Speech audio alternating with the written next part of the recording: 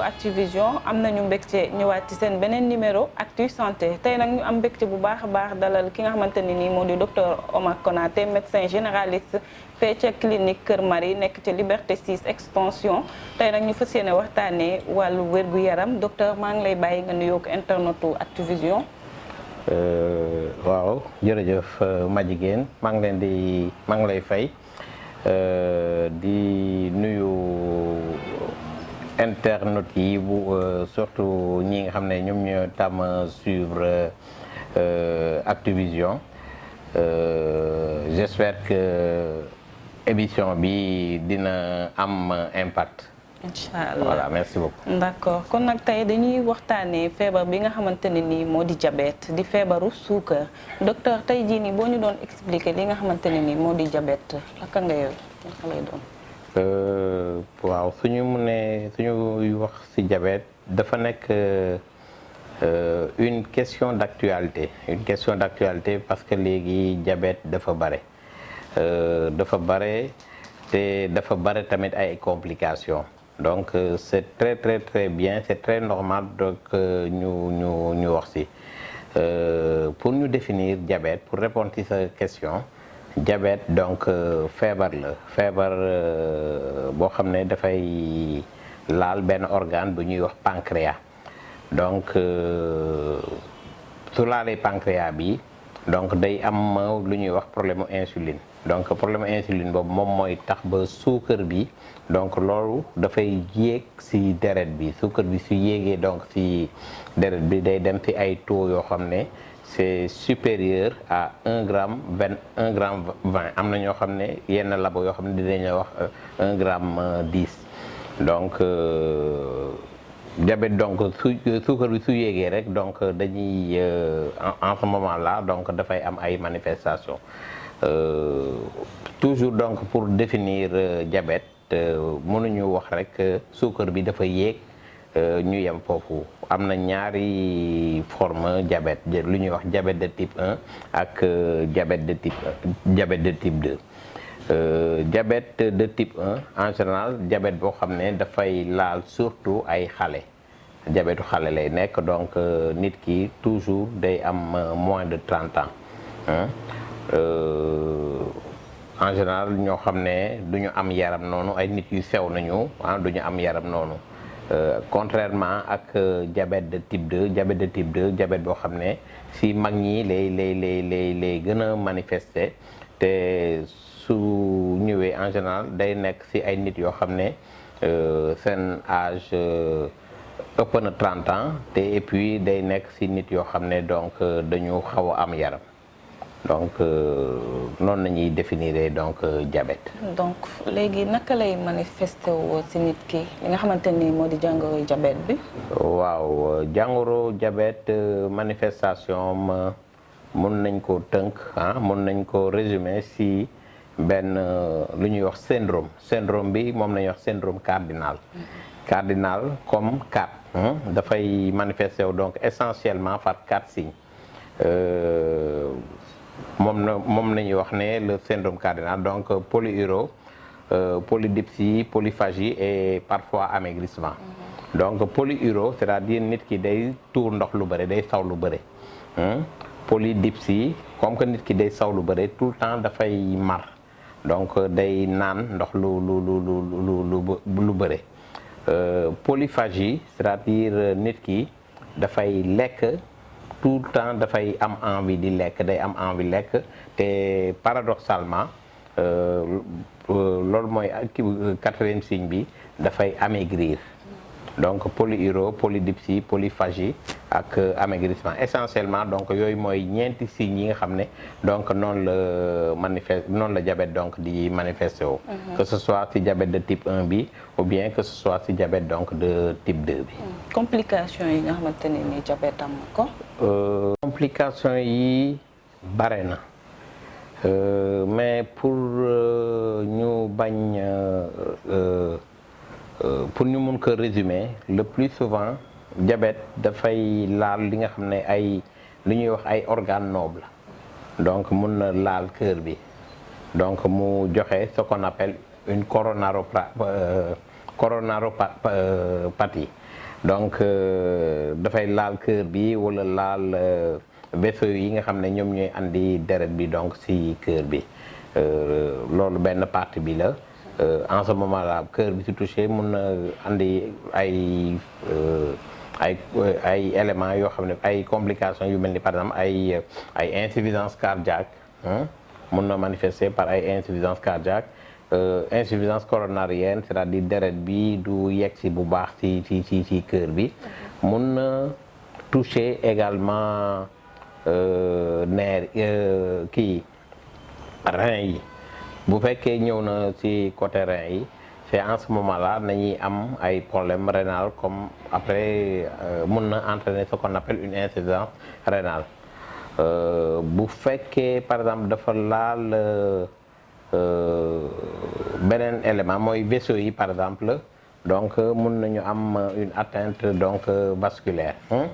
une atteinte vasculaire donc sur laalee vaisseau yi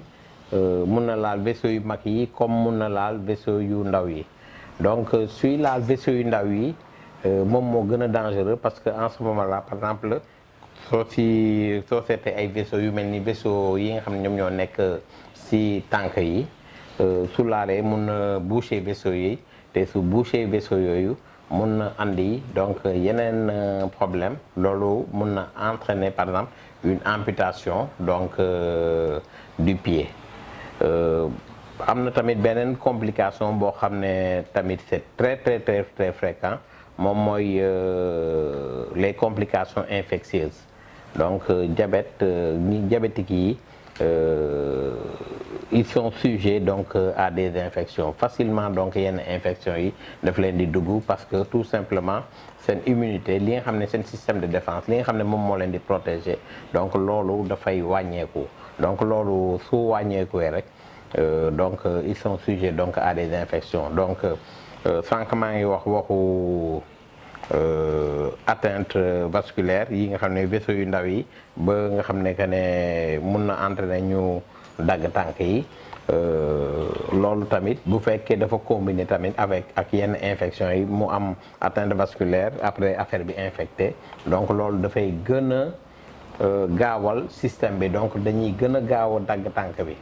donc à part après atteinte vasculaire boobu tamit on peut avoir ce qu'on appelle une atteinte nerveuse c'est ce qu'on appelle les neuropathies donc foofu la nit ñi par exemple di nga dégg benn mag mu yox ne sama tànk yi day lakk toujours dañuy diabétique dañuy naan sama tànk bi day lakk lu mu si mun te kii rek du mu si mun a dox wala du ma sentir yenn kii donc en ce moment là bu boobaa dañuy jàpp ne que ne loolu atteinte nerveuse la donc nerf bi bu fekkee donc dafa atteindre donc ça donne des neuropathies et bon voilà quoi. Est-ce que jàngoro ji di diabète mën nañ ko faj? mën nañ ko faj je n'irai pas jusque là dinaa wax ne que ne am na ay éléments yoo xam ne am nañu ay jumtukaay yoo xam ne mën nañu permettre ñu lutter contre l'apparition des complications par exemple pour diabète de type 1 bi comme pour diabète de type 2 ñoom ñaar ñëpp régime bi dafa am solo donc lu ñuy wax benn régime hypoglycémique loo xam ne ay lekk yoo xam ne dañuy permettre suukar bi di wàcc ci deret bi donc régime bi moom mooy le premier élément pour le traitement deuxièmement am na dañuy wax par exemple dañuy demander diabétiques yi ñoom ñëpp ñuy pratiquer benn activité physique donc activité physique bi donc dafa am importance parce que tamit dafay permettre que day permettre donc suukar bi donc di wàññeeku donc ci deret bi beneen élément au traitement bi ce sont les médicaments yi nag ça dépend am na lu ñuy woowee par exemple les antidiabétiques oraux loolu ay comprimés la comprimés yi ñuy jox diabétiques yi loolu surtout diabétique de type 2 yi nañ koy jox diabétique de type 1 bi moom en général traitement am insuline la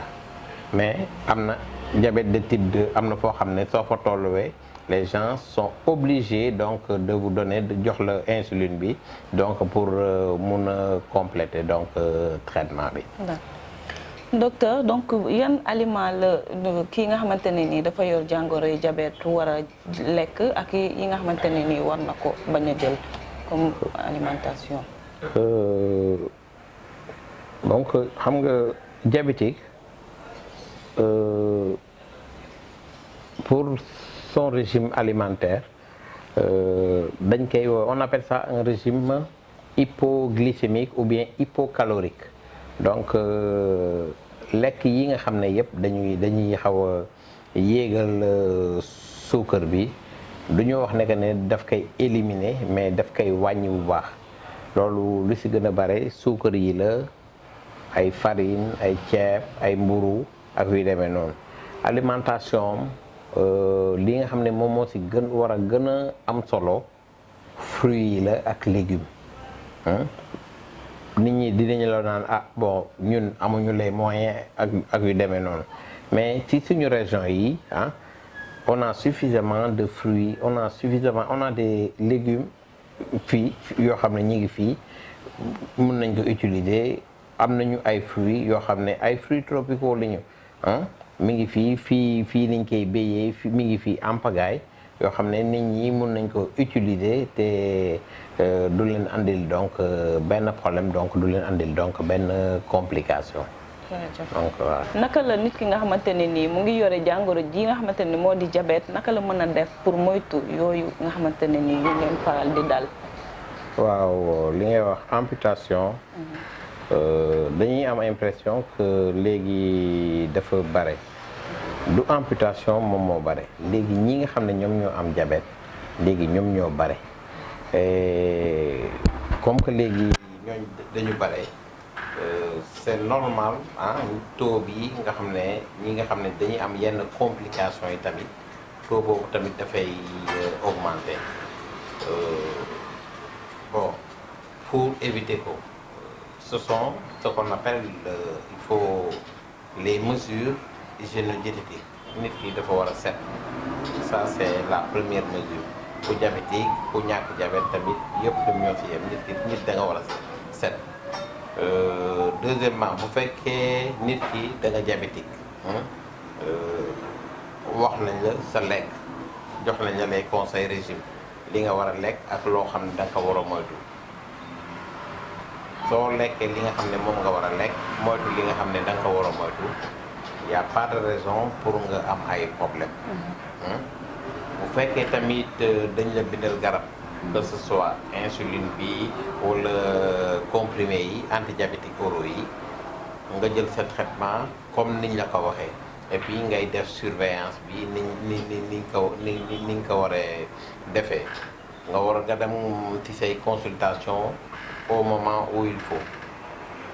pour def loolu je pense que doo am yenn genre problème yi ba nga xam ne que ne yenn complications yi dinañu survenir ba nga xam ne que ne ba ngay yegg ci ay amputation ak yu demee noonu. donc nit ki su jëlee ay précautions rek y a pas de raison que mu am ay donc complications genre amputation. donc docteur dañu seetlu beneen complication muy hypoglycémie di manqué suukar lan mooy waral nit ki di manqué suukar. waaw c'est une question très pertinente très importante manque suukar c'est vrai dañ koy jànkonte souvent surtout chez les diabétiques de type 1 mooy diabétique yi nga xam ne seen traitement insuline la donc mën nañu def ay doses insuline ñu piqûre ay doses insuline yoo xam ne dafa xaw a ëpp ñu juum rek piqûre lu xaw a ëpp ci insuline bi mu entraîner hypoglycémie mën nañu piqûre tamit ba noppi du ñu lekk loo xam ne lekk bu doy lekk li ñu war a lekk bu doy mu andi hypoglycémie nekk c'est bien d'avoir posé la question parce que diabétique yëpp dañu war a xam signes yëpp donc bu fekkee nit ki da nga toog nii ngay piqûre wala yu demee noonu nga gis ne que ne da ngay jékki-jékki sonn jékki-jékki di ñàkk ah am na ñoo xam ne sax dañuy dem ba dañ ci perdre connaissance am lu ñuy wax trouble de la conscience communément loolu la ñuy wax coma nit ki mun na dugg dans le coma donc c'est quelque chose de très très sérieux de très très grave boo xam ne waruñu ko omettre donc diabétique yëpp dañu ko war a xam donc yenn signes yi quand ça survient su ñëwee rek ñu xam ne ñu nañu xalaat tout de suite à l'hypoglycémie ñu jël loo xam ne dina xaw a yëgati suukar bi tuuti en attendant ñuy dem seet donc les professionnels dem consulter donc pour gën a gëstu li nga xam ne moom moo leen arrivé. donc mel na ni leer na donc docteur dama lay bàyyi nga tàggatoo ko internetu Actu-Vision. waaw di leen remercier encore di remercier Madjiguène di remercier sa équipe bi monsieur Seck monsieur Fall Lamine ñoom Pape donc di leen remercier donc seen internautes yëpp et di leen jox dox daje donc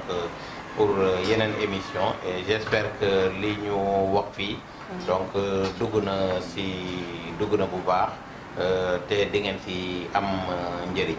merci au revoir et à très bientôt. donc ñu ngi leen di remercier bu baax a baax internetu Actu-Vision lii lañ leen indiloon tey ci seen numéro Actu Santé di leen jox dig daje beneen yoon ak docteur Konaté incha allah.